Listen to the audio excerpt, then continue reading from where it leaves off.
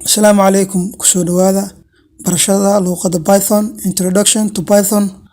Python waxay kaalmaha ugu horeysa kaga jirtaa luqadaha kombiyuutarka.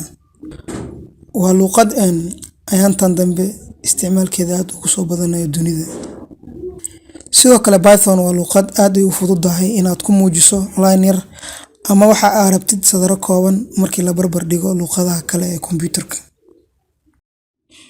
Sidoo kale koorsadan waxaan xoog ku saari doonaa insha Allah Ilaahay hadduu idmo fikradaha programming and problem solving.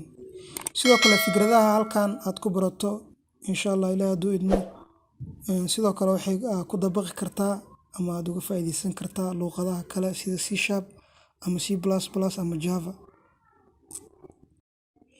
Waxaa si sahlan idinkugu soo gudbi doonaa fikrado iyo tusaalooyin ku habboon luqadan.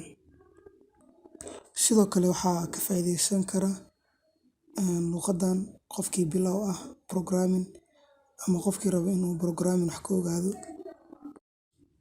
Sidoo kale waxaa ka faa'iideysan kara qofkii hore u soo bartay luqad ama dhowr luqadood oo programming ah laakiin ay ku cusub tahay luqadda Python. Koorskan waxaa si free ah ama bilaash ah uga daawan kartaa channelka Jacfar Bro. Sidoo kale koorskan waxaa idin soo gudbiyay team Jacfar Bro ee ka faa'iideysi wacan insha Allah Ilaahay hadduu idmo. Ka faa'iideysi wacan.